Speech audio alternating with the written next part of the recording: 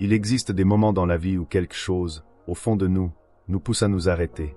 Pas parce qu'une voix nous menace, pas parce que nous devons avoir peur, mais parce qu'au milieu du bruit, des inquiétudes et des distractions, notre âme ressent qu'elle a besoin d'écouter. Peut-être qu'aujourd'hui, tu es arrivé ici alors que ton esprit était ailleurs. Tu pensais à tes factures, à ton avenir, à cette recherche d'emploi qui n'aboutit pas, à tes études qui te fatiguent, à ce projet que tu essaies de lancer depuis des mois, sans voir encore les résultats. Peut-être que tu penses à ta famille, à tes parents qui comptent sur toi, à ton mariage, à ton départ pour l'étranger, ou simplement à cette question que tu portes en silence. Seigneur, quand est-ce que ma situation va enfin changer? Alors écoute attentivement. Ne considère pas ce message comme une formule magique qui pourrait te garantir un miracle en quelques secondes. Considère-le plutôt comme une invitation à t'arrêter un instant devant Dieu. Parce qu'il arrive que nous soyons tellement pressés d'avancer que nous ne remarquons même plus ce qui se passe dans notre cœur. Nous faisons défiler notre téléphone. Nous passons d'une vidéo à une autre. Nous cherchons constamment quelque chose de nouveau à regarder, quelque chose qui nous divertisse, quelque chose qui nous fasse oublier nos problèmes. Mais parfois, Dieu nous appelle au contraire à nous arrêter, à respirer, à réfléchir, à écouter. Et peut-être que c'est précisément ce dont tu as besoin aujourd'hui. Le ciel n'est pas un spectacle auquel nous devons arracher une bénédiction en 10 secondes. La foi chrétienne ne fonctionne pas comme un compte à rebours où Dieu nous retirerait son amour parce que nous avons fermé une vidéo. Mais il y a une vérité spirituelle profonde derrière cette image. Certaines occasions d'écouter, de changer, de pardonner ou d'obéir ne doivent pas être constamment repoussées. Combien de fois as-tu dit « Je prierai demain. Je réglerai cette affaire plus tard. Je demanderai pardon quand je serai prêt. Je commencerai mon projet le mois prochain. Je retournerai vers Dieu quand ma situation sera meilleure. » Et les jours sont devenus des semaines. Les semaines sont devenues des mois. Et parfois, les années ont passé. Voilà pourquoi ce moment compte. Pas parce que tu risques de perdre Jésus en quittant cette vidéo, mais parce que ta vie ne doit pas continuer à être dirigée par la distraction. Il y a des choses que tu dois enfin regarder en face. Il y a peut-être une décision que tu évites. Une habitude que tu dois abandonner. Une relation qui t'épuise. Une peur qui contrôle tes choix. Une blessure ancienne que tu refuses encore de déposer devant Dieu. Ou peut-être simplement une saison de ta vie qui arrive à son terme. Et au fond de toi, tu le sais. Tu le sens. Quelque chose doit changer. Dans le livre d'Ésaïe, Dieu dit « Arrêtez, et sachez que je suis Dieu ». Cette parole est extraordinaire. Parce qu'elle ne nous dit pas seulement de courir davantage. Elle nous dit de nous arrêter. Dans un monde où tout va vite, l'immobilité peut devenir une discipline spirituelle. Le jeune étudiant qui prépare ses examens à Cotonou ou à Abidjan peut être tellement préoccupé par son avenir qu'il oublie de demander à Dieu quelle personne il est en train de devenir. Le jeune homme qui cherche désespérément du travail peut finir par croire que son absence d'emploi signifie qu'il n'a aucune valeur. La femme qui porte les responsabilités de toute sa famille peut être tellement occupée à aider les autres qu'elle ne prend plus le temps de déposer ses propres larmes devant Dieu. Celui qui vit en France, en Belgique, au Canada ou ailleurs peut avoir quitté son pays avec de grands rêves, puis découvrir que l'immigration n'est pas toujours la réussite que les réseaux sociaux donnent à voir. Tu peux avoir quitté l'Afrique avec une valise pleine d'espoir et te retrouver quelques mois plus tard dans une chambre où personne ne connaît ton combat. Tu travailles, tu économises, tu envoies de l'argent à la famille, tu réponds aux appels en disant « Ça va », alors qu'au fond de toi, tu sais que ce n'est pas vrai, et personne ne le voit. Mais Dieu voit ce que les hommes ne voient pas. C'est là que le message devient personnel. Parce que peut-être que tu as été oublié par certaines personnes. Peut-être qu'on t'a rejeté. Peut-être qu'une opportunité t'a échappé. Peut-être qu'une personne à laquelle tu tenais est partie. Peut-être que tu as prié pendant longtemps pour quelque chose qui ne s'est toujours pas produit. Et à force d'attendre, tu as commencé à te demander « Est-ce que Dieu m'a encore entendu ?» Si cette question t'a déjà traversé l'esprit, tu n'es pas le premier. La Bible est remplie de personnes qui ont connu l'attente. Abraham a attendu. Joseph a attendu. David a attendu. Anne a pleuré avant de connaître l'exaucement de sa prière. Et même lorsque Dieu avait promis quelque chose, le chemin vers l'accomplissement n'était pas toujours immédiat. C'est important de le comprendre, une promesse divine n'est pas toujours accompagnée d'un calendrier que nous pouvons connaître. Parfois, nous voulons tellement que Dieu ouvre une porte que nous oublions de demander s'il est en train de nous préparer à franchir cette porte. Parce qu'une porte ouverte sans préparation peut devenir un piège. Tu demandes peut-être à Dieu « Donne-moi l'argent ». Mais Dieu peut d'abord travailler ta gestion. Tu demandes « Donne-moi une grande entreprise ». Mais Dieu peut commencer par t'apprendre la discipline avec les petites choses. Tu demandes. Donne-moi le mariage. Mais Dieu peut d'abord guérir ton cœur afin que tu ne transformes pas une nouvelle relation en refuge pour tes anciennes blessures. Tu demandes. Fais-moi sortir de cette pauvreté. Et pendant que tu attends, Dieu peut être en train de développer en toi une capacité, une idée, une compétence ou une persévérance dont tu ne mesures pas encore la valeur. Voilà pourquoi tu ne dois pas confondre retard et abandon. Une saison difficile n'est pas nécessairement la preuve que Dieu t'a oublié. Joseph a connu la fosse avant le palais. David a connu la fuite avant le trône. Moïse a connu le désert avant sa mission. Et peut-être que ton désert actuel n'est pas la fin de ton histoire. Peut-être est-il en train de révéler ce qui doit être transformé en toi avant la prochaine étape. Qu'est-ce que cette saison est en train de t'apprendre? Qu'est-ce qu'elle révèle sur tes peurs? Sur ta patience? Sur tes relations? Sur ta confiance en Dieu? Sur la manière dont tu définis ta réussite? Parce qu'il existe une bénédiction que beaucoup de personnes ne remarquent jamais, devenir capable de porter ce pourquoi elles ont prié. Tu peux demander une grande responsabilité, mais être incapable de la gérer. Tu peux demander la richesse, mais ne pas savoir la conserver. Tu peux demander l'influence, mais ne pas avoir encore le caractère nécessaire pour supporter les critiques. Tu peux demander une plateforme, mais ne pas être préparé à la pression qui vient avec. Alors parfois, ce que tu appelles « silence de Dieu » peut aussi être une période de préparation. Et c'est ici que l'image de l'archange Michel prend tout son sens. Dans les Écritures, Michel est présenté comme un puissant défenseur dans le combat spirituel. Mais nous devons être prudents, nous ne sommes pas appelés à transformer les anges en objets de superstition. Notre confiance ne repose pas sur une formule adressée à Michel. Elle repose sur Dieu. Le message central n'est donc pas « Reste ici 10 secondes sinon tu perdras Jésus ». Non, le véritable message est beaucoup plus profond. Ne laisse pas la distraction te voler les moments où Dieu veut travailler ton cœur. Ne laisse pas ton téléphone devenir plus important que ta conscience. Ne laisse pas les opinions des autres devenir plus fortes que la voix de Dieu dans sa parole. Ne laisse pas une déception d'hier décider de ce que tu feras demain. Et surtout, ne laisse pas une saison difficile te convaincre que ton histoire est terminée. Peut-être que depuis des années, tu as l'impression d'être bloqué. Tu commences quelque chose, puis tout s'écroule. Tu trouves une opportunité, puis elle disparaît. Tu fais confiance à quelqu'un, puis tu es déçu. Tu économises, puis une urgence familiale consomme tout. Tu avances d'un pas, puis la vie te fait reculer de 3. Et tu commences à regarder les autres. Ton ancien camarade construit une maison. Un autre se marie. Un autre part à l'étranger. Un autre lance son entreprise. Un autre achète une voiture. Et toi, tu regardes tout cela en silence en te demandant « Seigneur, et moi, quand viendra mon tour ?» Mais fais attention. La comparaison peut te faire mépriser le chemin que Dieu est en train de construire pour toi. Tu ne connais pas les combats cachés derrière la réussite de quelqu'un.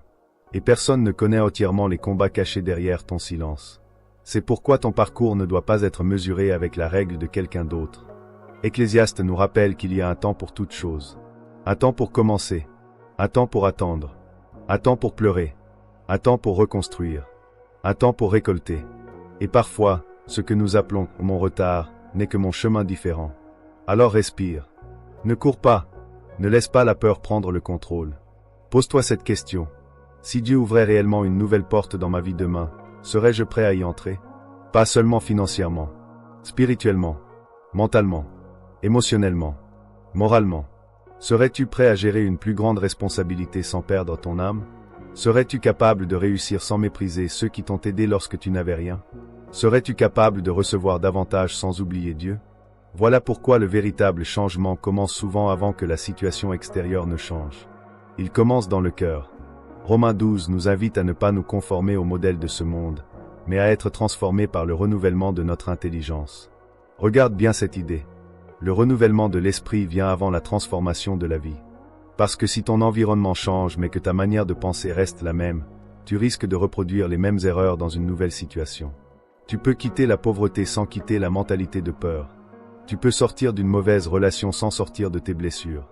Tu peux obtenir de l'argent sans apprendre à le gérer. Tu peux atteindre la réussite sans trouver la paix. Et c'est pour cela que Dieu travaille souvent de l'intérieur vers l'extérieur. Peut-être que la porte que tu attends n'est pas encore visible. Mais cela ne signifie pas qu'il ne se passe rien. Une graine enterrée paraît morte à celui qui ne comprend pas l'agriculture. Pourtant, sous la terre, quelque chose travaille. Personne ne voit les racines. Personne n'applaudit les racines. Personne ne photographie les racines. Mais sans elles, aucun arbre ne peut tenir debout. Peut-être que ta saison actuelle ressemble à cela. Personne ne voit ton travail. Personne ne remarque tes sacrifices. Personne ne comprend pourquoi tu continues malgré les échecs. Mais continue de construire. Continue d'apprendre. Continue de prier. Continue de travailler honnêtement. Continue de te relever. Parce que ton histoire ne se résume pas à ce que les autres voient aujourd'hui. Et surtout, ne cherche pas à forcer une porte uniquement parce que tu es impatient d'entrer. Toutes les portes ouvertes ne viennent pas de Dieu. Certaines opportunités semblent extraordinaires mais peuvent t'éloigner de tes valeurs. Certaines relations commencent avec des promesses mais finissent par détruire ta paix. Certains raccourcis peuvent te donner rapidement ce que tu veux tout en te faisant perdre quelque chose de beaucoup plus précieux. C'est pourquoi la sagesse vaut parfois davantage que la vitesse. Proverbe nous enseigne à reconnaître Dieu dans toutes nos voies et à lui faire confiance pour diriger nos chemins. Alors demande-lui non seulement « Seigneur, ouvre la porte », mais aussi « Seigneur, si cette porte est bonne pour moi, donne-moi la sagesse de la reconnaître. Et si elle ne l'est pas, donne-moi la force de ne pas la forcer. » Cette prière peut changer toute une vie. Parce qu'une personne mûre spirituellement ne demande pas seulement des bénédictions. Elle demande aussi le discernement nécessaire pour savoir lesquelles accepter. Alors, mon frère, ma sœur, reste encore un instant dans cette réflexion. Pas pour avoir peur de manquer un miracle, mais pour ne pas manquer la leçon que Dieu veut peut-être déposer dans ton cœur aujourd'hui. Peut-être que ton véritable miracle n'est pas encore l'argent que tu attends. Peut-être que c'est la paix que tu avais perdue. Peut-être que c'est le courage de recommencer. Peut-être que c'est la capacité de pardonner.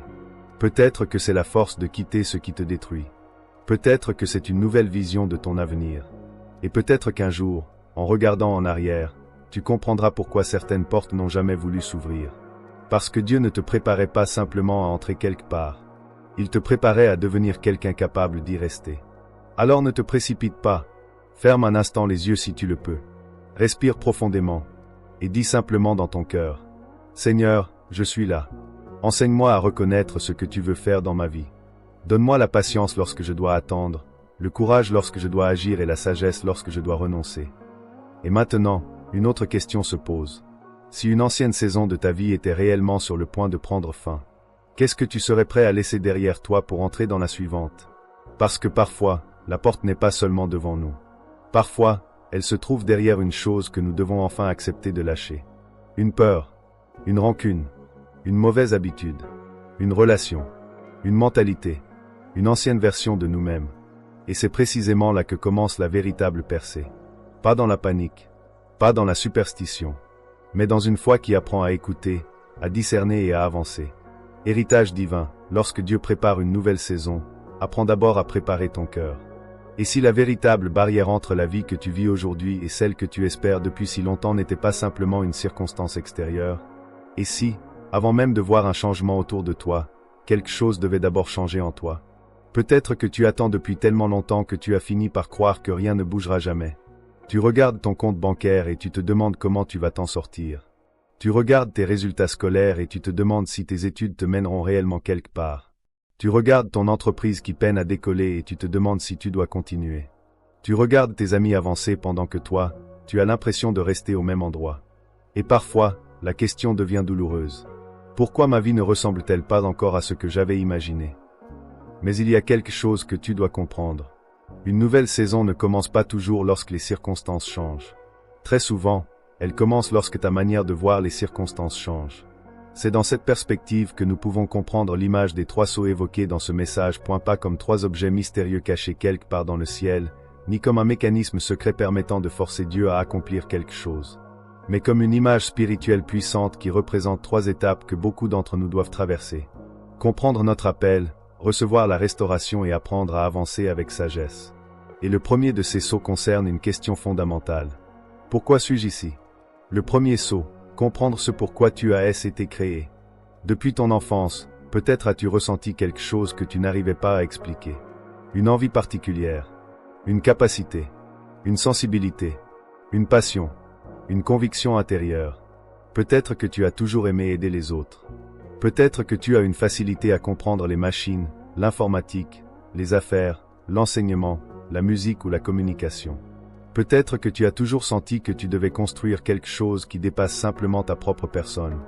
Et pourtant, la vie t'a parfois poussé à étouffer cette partie de toi. On t'a dit, fais comme tout le monde. Choisis quelque chose de sûr. Ça ne marchera jamais. Tu rêves trop. Regarde plutôt ce que les autres font. Alors tu as essayé de devenir quelqu'un d'autre. Tu as essayé d'entrer dans une case. Tu as essayé de satisfaire les attentes de ta famille, de tes amis ou de la société. Et peut-être qu'en apparence, tu as réussi à t'adapter. Mais intérieurement, quelque chose continuait de te dire. Ce n'est pas tout. La Bible dit dans Éphésiens 2 verset 10 que nous sommes l'ouvrage de Dieu, créé en Jésus-Christ pour de bonnes œuvres qu'il a préparées d'avance afin que nous les pratiquions. Regarde la profondeur de cette parole. Elle ne dit pas que tu es venu sur cette terre uniquement pour accumuler de l'argent, posséder une belle maison ou obtenir l'approbation des autres. Elle nous rappelle que notre existence peut avoir une dimension plus grande que notre confort personnel. Tu n'as pas besoin d'être célèbre pour avoir un impact. Une mère qui élève ses enfants avec sagesse accomplit déjà quelque chose de précieux. Un père qui refuse de transmettre à ses enfants la violence qu'il a lui-même subie accomplit quelque chose de puissant. Un jeune qui étudie sérieusement malgré les difficultés financières prépare peut-être une génération entière. Une femme qui crée une petite activité pour aider sa famille peut être en train de construire quelque chose dont elle ne mesure pas encore la portée. Un étudiant africain qui quitte son pays pour poursuivre ses études peut découvrir que son parcours servira un jour à ouvrir une porte à ceux qui viendront après lui. Ton appel n'est donc pas nécessairement spectaculaire. Il peut commencer dans quelque chose de très simple. Mais il doit être découvert. Et parfois, les épreuves nous aident justement à le découvrir. Joseph n'aurait probablement pas compris toute la portée de son parcours lorsqu'il se trouvait dans la fosse. Il n'aurait pas compris pourquoi des personnes auxquelles il faisait confiance l'avaient vendu. Pourtant, des années plus tard, il a compris que son histoire pouvait servir à préserver des vies. Cela ne signifie pas que Dieu approuve les injustices qu'il a subies. Cela signifie que Dieu peut donner un sens à ce que les hommes avaient voulu utiliser pour le détruire. Et peut-être que c'est aussi ce qui est en train de se produire dans ta vie. Ce rejet que tu pensais être la fin t'a peut-être obligé à développer une compétence. Cette porte qui s'est fermée t'a peut-être empêché de prendre une direction qui n'était pas la tienne. Cet échec t'a peut-être appris une discipline que la réussite n'aurait jamais pu t'enseigner. Cette période de solitude t'a peut-être permis de découvrir qui tu es lorsque personne ne t'applaudit. Alors ne regarde pas uniquement tes blessures. Demande-toi aussi, qu'est-ce que cette expérience a développé en moi? Parce qu'une épreuve ne devient pas automatiquement une bénédiction. Mais entre les mains de Dieu, elle peut devenir une matière première pour quelque chose de nouveau. Le deuxième saut, la restauration. Maintenant, parlons de quelque chose de beaucoup plus douloureux. La perte. Parce que certains d'entre vous n'ont pas seulement besoin de découvrir leur destinée. Vous avez besoin de reconstruire ce qui a été brisé. Tu as peut-être perdu une relation, une opportunité, de l'argent, un emploi, une entreprise, une année d'études, une amitié, une réputation, ou même une personne que tu aimais profondément. Et certaines pertes ne se remplacent pas simplement avec de l'argent. Quand tu perds quelqu'un que tu aimais, personne ne peut te dire « Voici une autre personne, oublie ». Non, le deuil ne fonctionne pas ainsi. Il y a des absences qui restent silencieuses dans une maison. Une chaise qui n'est plus occupée. Un numéro que tu n'appelles plus. Une voix que tu ne peux plus entendre. Une date qui revient chaque année. Et tu continues ta vie, mais une partie de toi porte encore cette histoire. Dieu n'est pas indifférent à ses blessures. Le psaume 34 verset 19 nous rappelle que l'Éternel est proche de ceux qui ont le cœur brisé. Remarque bien, il ne dit pas que le croyant ne connaîtra jamais le cœur brisé. Il dit que Dieu se tient près de celui qui souffre. C'est différent. La foi ne signifie pas que tu ne pleureras jamais. Elle signifie que tu ne pleures pas seul. Tu peux être assis dans une chambre à Abomey-Calavi, à Cotonou, à Lomé, à Dakar ou à Kinshasa avec des larmes que personne autour de toi ne connaît. Tu peux être à Paris, Bruxelles, Montréal ou Londres, entouré de milliers de personnes, et ressentir pourtant une solitude immense. Mais ton silence n'est pas invisible pour Dieu. Le psaume 56 évoque même cette image bouleversante d'un Dieu qui connaît les larmes de son serviteur. Cela nous enseigne quelque chose. Dieu ne méprise pas les blessures que les autres considèrent comme insignifiantes. Peut-être que pour quelqu'un, ton problème est petit. Mais Dieu connaît la place que cette douleur occupe dans ton cœur. Et la restauration ne signifie pas nécessairement que tout redeviendra exactement comme avant. Parfois, Dieu ne restaure pas l'ancienne version de ta vie. Il t'aide à construire une nouvelle vie avec ce que tu as appris. C'est une nuance essentielle. Tu peux perdre une relation et découvrir une meilleure connaissance de toi-même. Tu peux échouer dans une entreprise et acquérir une expérience qui te servira dans la suivante. Tu peux perdre un emploi et découvrir une compétence qui te conduira vers une autre profession. Tu peux traverser une année difficile et en sortir avec une maturité que tu n'aurais jamais acquise autrement. La restauration n'est donc pas toujours Je récupère exactement ce que j'avais. Parfois, elle ressemble plutôt à « je deviens quelqu'un de plus solide après ce que j'ai vécu ». Et c'est peut-être là que se trouve ta véritable reconstruction. Tu n'es plus la personne qui a commencé cette épreuve. Tu as appris. Tu as souffert. Tu as pleuré. Tu as compris certaines choses. Tu as découvert certaines personnes. Tu as aussi découvert certaines limites.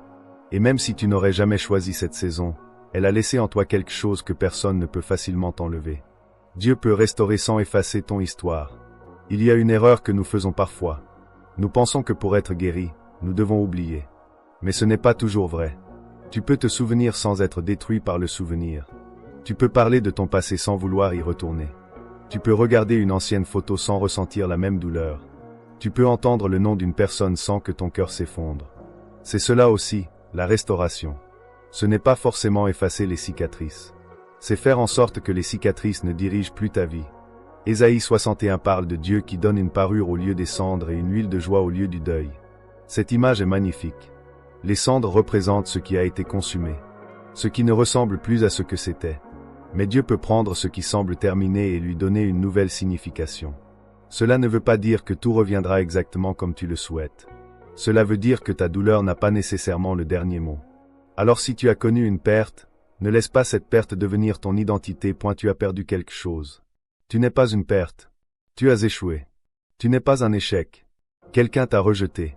Tu n'es pas rejeté par Dieu. Une entreprise a fermé. Ton histoire n'est pas fermée. Une relation s'est terminée. Ta capacité à aimer n'est pas terminée. Une année d'études a été difficile. Ton intelligence n'a pas disparu. Tu as connu une période de pauvreté. Ta valeur ne se mesure pas à ton compte bancaire. Entends bien ceci. Parce que le monde mesure souvent l'homme par ce qu'il possède. Dieu regarde aussi ce qu'il devient. Et puis vient le troisième saut, avancer. Il existe un moment où il faut arrêter de vivre uniquement dans la restauration. Oui, guéris. Oui, pleure. Oui, prends le temps de comprendre. Mais un jour, tu dois également te relever. Parce que Dieu ne t'appelle pas seulement à survivre à ton passé. Il t'appelle aussi à avancer. C'est là que nous pouvons comprendre l'idée d'accélération évoquée dans le message. Pas comme une promesse magique selon laquelle 10 années de travail seraient automatiquement remplacées par 10 semaines. La Bible ne nous donne pas une formule permettant de contrôler le calendrier de Dieu. Mais elle nous enseigne quelque chose de puissant. Dieu peut ouvrir en peu de temps des possibilités que nous pensions impossibles. Une rencontre peut changer une trajectoire. Une décision peut changer une famille. Une idée peut transformer une entreprise. Une formation peut ouvrir une nouvelle profession. Une rencontre avec Dieu peut complètement réorienter une existence. Tu peux avoir passé des années à tourner en rond et, un jour, prendre une décision qui change profondément la direction de ta vie. Mais ne confonds pas accélération et précipitation. La précipitation dit « Je veux tout maintenant ». La sagesse dit « Je veux avancer au bon rythme, dans la bonne direction ». Il y a une immense différence. Regarde l'agriculteur. Il peut semer aujourd'hui, mais il ne peut pas crier sur la terre demain matin. Pourquoi n'ai-je pas encore de récolte? Il doit arroser, protéger, attendre, travailler. Et lorsque le moment arrive, la récolte apparaît. Ta vie peut être semblable. Tu as peut-être semé pendant des années. Personne ne le voyait. Tu étudiais. Tu travaillais. Tu économisais. Tu priais. Tu essayais. Tu échouais. Tu recommençais. Et aujourd'hui, tu te demandes pourquoi rien ne semble encore porter ses fruits. Mais ne déterre pas ta semence simplement parce que tu ne vois pas encore l'arbre. Galates 6 verset 9 nous encourage à ne pas nous lasser de faire le bien, car nous récolterons au moment convenable si nous ne nous relâchons pas. Au moment convenable. Pas au moment de notre impatience. Pas au moment où notre voisin réussit. Pas au moment où les réseaux sociaux nous font croire que nous sommes en retard. Au moment convenable. Voilà pourquoi tu dois continuer. Mais continuer ne signifie pas répéter exactement la même chose.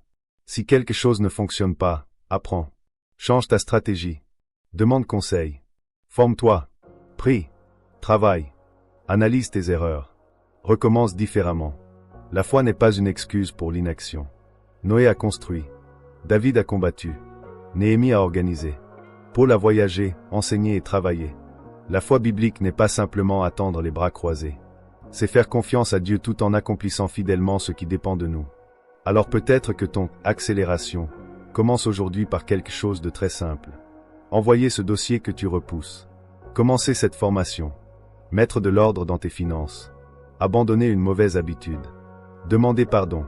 Chercher un emploi avec une nouvelle stratégie. Relancer ton projet. Retourner aux études. Apprendre une compétence. Ou simplement recommencer à prier après des mois de silence. Tu n'as pas besoin de connaître toute la route. Tu as besoin de discerner le prochain pas. Ne cherche pas un code secret, cherche la sagesse. Le texte original parle d'un mystérieux code d'accélération, réservé aux élus. Mais voici une vérité plus solide sur laquelle tu peux réellement bâtir ta foi. Il n'existe pas de formule secrète qui oblige Dieu à te bénir.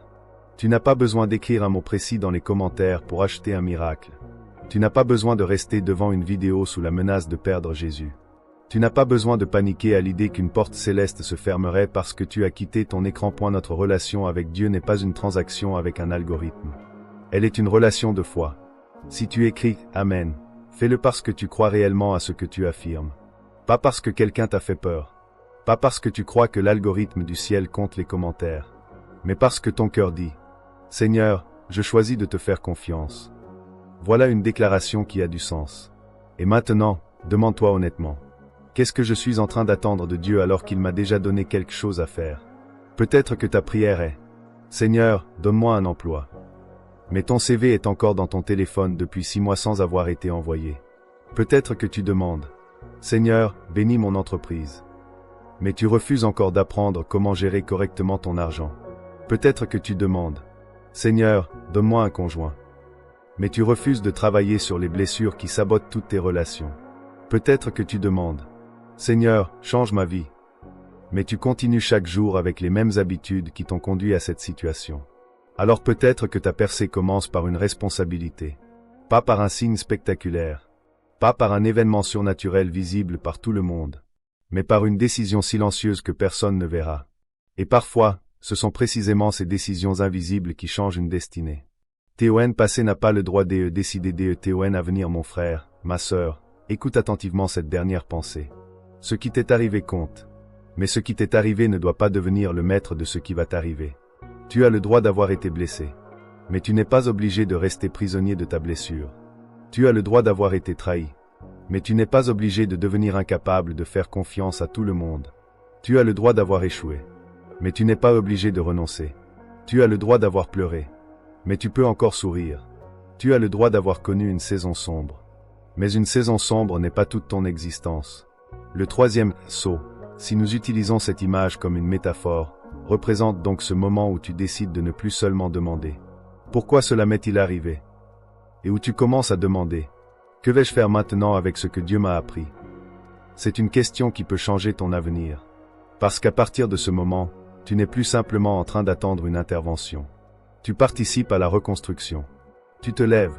Tu apprends. Tu pardonnes. Tu travailles. Tu pries. Tu avances. Et tu laisses Dieu diriger les portes que tu ne peux pas ouvrir toi-même.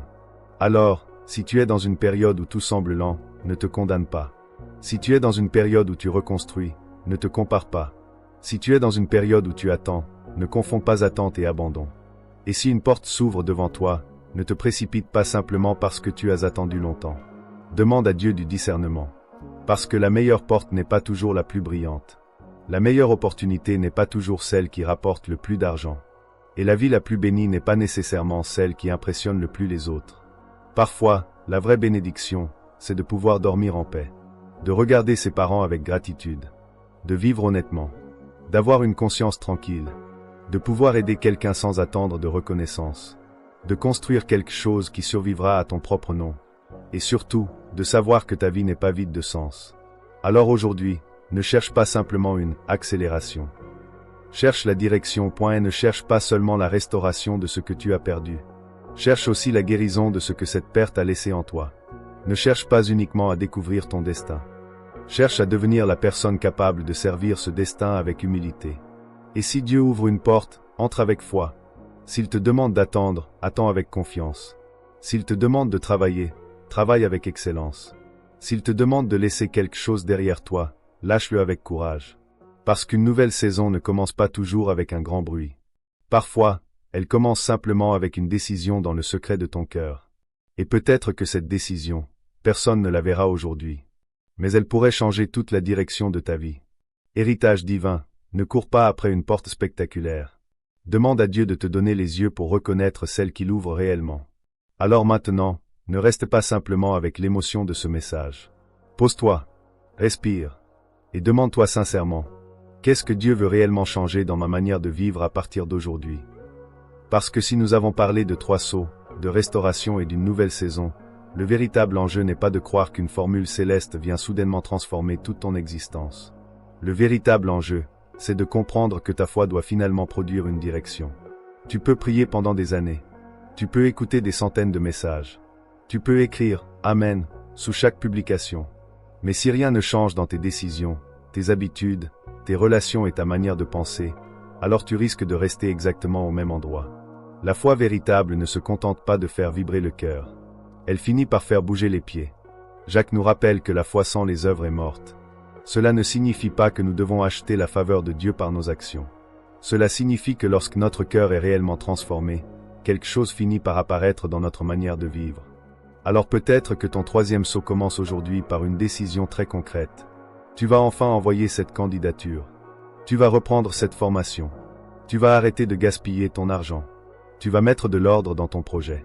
Tu vas demander pardon. Tu vas quitter une relation qui t'éloigne de Dieu. Tu vas recommencer à prendre tes études au sérieux. Tu vas retourner vers tes parents avec respect. Tu vas recommencer à croire que ton avenir peut être différent. Pas parce qu'un miracle automatique t'a été promis en quelques secondes, mais parce que tu as compris que Dieu peut travailler avec une personne qui accepte enfin de marcher avec lui. Ne cherche plus à tout contrôler. Le texte nous présente ensuite l'image d'un aimant divin, comme si tout ce dont tu as besoin allait désormais être attiré vers toi sans effort. Cette image peut sembler séduisante, mais il faut aller plus profondément. Dieu ne nous promet pas une vie dans laquelle nous n'aurons plus jamais besoin de travailler. Il ne nous promet pas que l'argent viendra simplement frapper à notre porte. Il ne nous promet pas que toutes les personnes que nous rencontrerons seront bonnes pour nous. Et il ne nous promet certainement pas que chaque porte s'ouvrira selon nos désirs. La Bible nous montre plutôt quelque chose de beaucoup plus précieux. Dieu peut guider nos pas. Proverbe 16 verset 9 dit que le cœur de l'homme réfléchit à sa voie, mais que c'est l'Éternel qui dirige ses pas. Voilà une image beaucoup plus solide. Tu peux faire des plans. Tu peux avoir des rêves. Tu peux travailler. Tu peux prendre des décisions. Mais tu dois rester suffisamment humble pour dire « Seigneur, dirige-moi ». Parce qu'il existe des portes que nous avons tellement voulu ouvrir que nous avons oublié de demander si nous devions réellement y entrer. Tu peux vouloir absolument partir à l'étranger. Mais peut-être que ton avenir se trouve dans une opportunité que tu n'avais jamais considérée. Tu peux vouloir absolument épouser une certaine personne. Mais peut-être que Dieu voit quelque chose que toi, tu ne vois pas. Tu peux vouloir une entreprise précise. Mais peut-être qu'un autre chemin correspond davantage à tes capacités. Tu peux vouloir une réussite immédiate. Mais peut-être que la période de préparation que tu traverses est précisément ce dont tu as besoin. Alors ne prie pas seulement « Seigneur, fais que tout se passe comme je veux ». Prie aussi « Seigneur, si mon plan n'est pas le meilleur, donne-moi assez de sagesse pour accepter ton chemin ». Cette prière demande davantage de maturité. Mais elle peut éviter beaucoup de douleur. ETSITA prochaine bénédiction était une personne. Le texte parle également de personnes qui viendraient à toi. Des mentors, des partenaires, des soutiens, des personnes capables de t'aider à avancer. Et oui, certaines rencontres peuvent changer une vie. Parfois, Dieu utilise une personne pour ouvrir une perspective que nous n'avions jamais envisagée. Un professeur peut révéler un talent chez un étudiant. Un ancien peut donner un conseil qui évite une erreur. Un entrepreneur peut transmettre une expérience qui fait gagner plusieurs années. Un ami peut être là au moment où tout le monde disparaît. Mais ici encore, sois prudent. Ne crois pas que toute personne qui entre dans ta vie est envoyée par Dieu. Certaines personnes viennent pour nous apprendre. D'autres viennent pour nous tester. Certaines viennent pour une saison. Et certaines doivent partir. Tu dois donc apprendre à discerner. Tout sourire n'est pas une preuve de loyauté. Toute promesse n'est pas une garantie. Toute opportunité n'est pas une bénédiction. Et tout refus n'est pas une malédiction. Parfois, le non que tu pleures aujourd'hui est précisément celui qui te protège d'une douleur que tu ne pouvais pas encore voir. C'est pourquoi tu dois demander à Dieu non seulement des connexions, mais du discernement. La protection DEDIEU n'est pas une promesse d'absence. DE combat le message parle également de protection contre les attaques. Et oui, la Bible affirme que Dieu est notre refuge. Le psaume 91 parle de celui qui demeure sous l'abri du Très-Haut. Mais cela ne signifie pas que le croyant ne connaîtra jamais de difficultés. Regarde les apôtres. Regarde Paul. Regarde les prophètes. Regarde même Jésus. Être accompagné par Dieu ne signifie pas vivre sans tempête. Cela signifie que la tempête n'a pas le dernier mot. Tu peux être dans une période difficile sans être abandonné. Tu peux être attaqué par des critiques sans être détruit. Tu peux connaître l'échec sans être condamné à l'échec permanent. Tu peux perdre une opportunité sans perdre ton avenir. Et parfois, la protection de Dieu ressemble justement à une porte qui reste fermée. Tu pries. Seigneur, ouvre-la. Mais elle ne s'ouvre pas. Tu insistes. Tu pleures. Tu te demandes pourquoi. Puis quelques mois plus tard, tu comprends. Tu réalises que cette porte conduisait vers quelque chose qui n'était pas bon pour toi. C'est pourquoi il faut apprendre à remercier Dieu non seulement pour les portes ouvertes, mais aussi pour certaines portes fermées. N'attends pas un compte à rebours de 72 heures. Le message parle ensuite d'une période précise de 72 heures durant laquelle un signe devrait apparaître. Je veux que tu retiennes quelque chose d'important. Ne transforme pas ta foi en chronomètre. Si rien ne se produit dans 3 jours, ne commence pas à penser. Dieu m'a abandonné. Si tu ne reçois pas d'appel, si personne ne t'envoie de message, si aucune opportunité extraordinaire n'apparaît, si ton compte bancaire ne change pas, si ton problème familial est toujours là, cela ne signifie pas que Dieu n'agit pas, parce que Dieu n'est pas enfermé dans nos délais. Nous aimons les dates. Dieu travaille aussi dans les processus. Et certains miracles sont visibles immédiatement.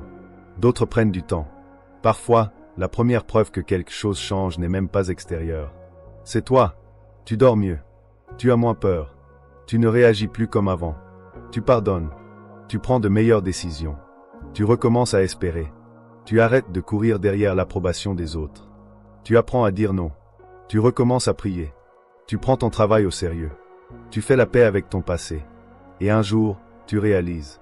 Je ne suis plus la même personne. Voilà aussi une percée. Et parfois, c'est la plus importante. Ton moment n'a pas besoin de ressembler à celui des autres. Peut-être qu'en ce moment tu regardes les autres et tu te sens en retard. Quelqu'un de ton âge a déjà une maison.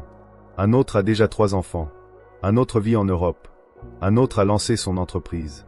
Un autre gagne beaucoup d'argent. Et toi, tu te demandes, pourquoi pas moi? Mais écoute-moi attentivement. La vie n'est pas une course où tout le monde doit franchir la même ligne au même moment.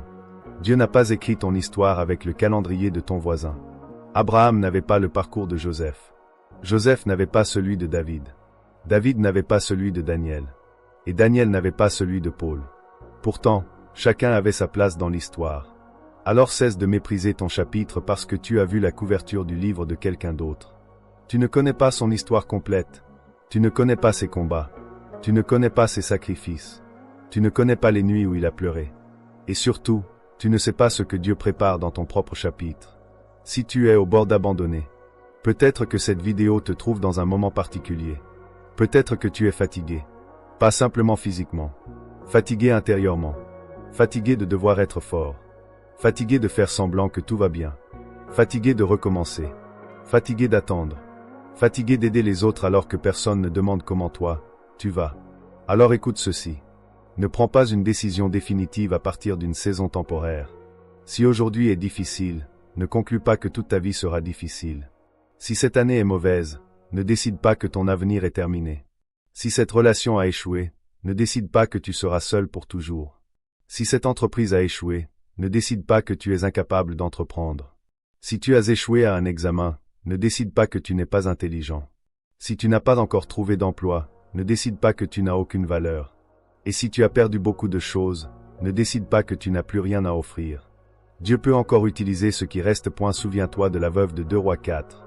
Elle pensait qu'il ne lui restait presque rien. Mais ce qui semblait insignifiant entre ses mains pouvait devenir le commencement d'une provision. La leçon n'est pas que chaque personne qui regarde cette vidéo recevra miraculeusement de l'argent. La leçon est plus profonde. Ne méprise jamais ce qui te reste. Ton talent, ta santé, ton expérience, ta foi, tes compétences, ton réseau, ton temps, ton idée, ton intelligence, ta capacité à apprendre, ton histoire. Peut-être que tu regardes ce qu'il te manque tellement longtemps que tu ne vois plus ce que tu possèdes déjà. Marche dans ta nouvelle saison. Alors maintenant, imagine que demain matin tu te réveilles avec une nouvelle compréhension de ta vie. Tu ne sais pas exactement ce qui va arriver. Mais tu sais une chose. Tu ne veux plus vivre comme avant. Tu vas arrêter de laisser la peur décider. Tu vas arrêter de comparer ton chemin. Tu vas arrêter de courir derrière des portes qui ne sont pas pour toi. Tu vas arrêter de chercher des signes partout alors que Dieu t'a déjà donné sa parole. Tu vas travailler. Tu vas prier. Tu vas apprendre. Tu vas patienter lorsque cela est nécessaire. Tu vas agir lorsque le moment sera venu. Et surtout, tu vas rester proche de Dieu. Parce que la plus grande bénédiction n'est pas seulement d'obtenir ce que tu demandes. C'est de ne pas perdre Dieu en obtenant ce que tu demandais. Que servirait-il à un homme de gagner le monde entier s'il perdait son âme? Jésus nous rappelle cette vérité dans Marc 8, verset 36. Le monde peut te donner de l'argent, de la reconnaissance, des abonnés, une maison, une voiture, une position. Mais aucune de ces choses ne peut remplacer une âme en paix avec Dieu. Alors si Dieu te donne plus, reste humble. Si Dieu te donne moins que ce que tu espérais, reste fidèle. Si Dieu te fait attendre, reste patient. Si Dieu ferme une porte, demande-lui pourquoi. Si Dieu en ouvre une, entre avec sagesse. Une prière pour ta nouvelle saison est maintenant. Avant de terminer, j'aimerais que tu prennes quelques secondes. Pas pour répéter mécaniquement une formule, mais pour parler sincèrement à Dieu. Seigneur, tu connais cette personne qui écoute maintenant. Tu connais ce qu'elle ne dit à personne. Tu connais ses nuits difficiles. Tu connais les déceptions qu'elle cache derrière son sourire. Tu connais les portes qui se sont fermées. Tu connais les prières qui semblent encore sans réponse. Tu connais les responsabilités qu'elle porte pour sa famille. Tu connais ses difficultés financières. Tu connais ses études, son travail, ses projets, ses relations et ses inquiétudes concernant l'avenir. Et surtout, tu connais son cœur. Alors, Seigneur, donne-lui la sagesse. Pas seulement pour recevoir, mais pour discerner. Pas seulement pour avancer, mais pour savoir dans quelle direction marcher. Guéris ce qui doit être guéri. Ferme ce qui doit être fermé. Ouvre ce qui correspond réellement à ta volonté. Donne-lui la force de recommencer lorsqu'il le faut. Donne-lui la patience lorsqu'il faut attendre. Et lorsque viendra le moment d'agir, donne-lui le courage de ne pas reculer. Que son passé ne devienne pas une prison. Que ses échecs ne deviennent pas son identité. Que ses blessures ne deviennent pas son avenir. Et surtout, Seigneur, qu'au milieu de toutes ses aspirations, elle ne perde jamais son âme. Amen. Ton histoire n'est pas terminée. Mon frère, ma sœur, si tu ne retiens qu'une seule chose de ce message, retiens celle-ci. Ta vie actuelle n'est pas forcément la version finale de ton histoire. Tu peux encore apprendre. Tu peux encore changer. Tu peux encore recommencer. Tu peux encore guérir. Tu peux encore construire. Tu peux encore servir. Tu peux encore aimer. Tu peux encore accomplir des choses que tu n'imaginais pas possibles. Mais ne reste pas prisonnier de l'attente d'un événement spectaculaire. Commence avec ce que tu as. Fais le prochain pas. Prie avec sincérité. Travaille avec excellence. Aime avec sagesse. Pardonne lorsque tu le peux. Éloigne-toi de ce qui te détruit. Et confie à Dieu ce que tu ne peux pas contrôler. Peut-être que ta percée ne ressemblera pas à ce que tu imaginais. Peut-être qu'elle commencera discrètement. Une idée. Une rencontre. Une décision. Une porte. Une guérison intérieure. Une nouvelle compétence. Une opportunité inattendue. Ou simplement cette force qui revient dans ton cœur après une longue période de découragement. Mais lorsque tu regarderas en arrière, tu comprendras peut-être que le changement avait commencé bien avant que tu ne le vois. Alors avance. Pas dans la peur. Dans la foi. Pas dans la superstition. Dans le discernement. Pas dans la précipitation. Dans la sagesse. Et surtout, pas seul. Marche avec Dieu. Parce que la nouvelle saison que tu attends ne consiste pas seulement à recevoir davantage. Elle consiste à devenir davantage. Plus sage. Plus fort. Plus humble. Plus stable. Plus proche de Dieu. Et peut-être qu'un jour, tu raconteras ton histoire à quelqu'un qui traverse exactement ce que tu traverses aujourd'hui. Tu lui diras, « Je pensais que tout était terminé, mais Dieu m'a appris à recommencer. » Et cette personne reprendra courage. C'est aussi cela, ton héritage. Pas seulement ce que tu recevras, mais ce que ton histoire permettra à quelqu'un d'autre de croire. Alors, si ce message t'a parlé, écris simplement « Amen » dans les commentaires, non pas comme une formule magique, mais comme une déclaration personnelle. Seigneur, je choisis de te faire confiance pour la suite de mon histoire. Et si tu connais quelqu'un qui traverse actuellement une période de découragement, partage-lui cette vidéo. Pas parce qu'un partage garantit une bénédiction, mais parce qu'un message d'espoir peut parfois arriver au bon moment dans la vie de quelqu'un. Abonne-toi à Héritage Divin si tu veux continuer à recevoir des messages qui nourrissent ta foi, fortifient ton esprit et t'aident à regarder ta vie avec une perspective nouvelle. Et n'oublie jamais cette phrase. Ce que Dieu construit en silence peut devenir demain le témoignage que personne ne pourra expliquer. Ton chapitre actuel n'est peut-être pas celui que tu aurais choisi.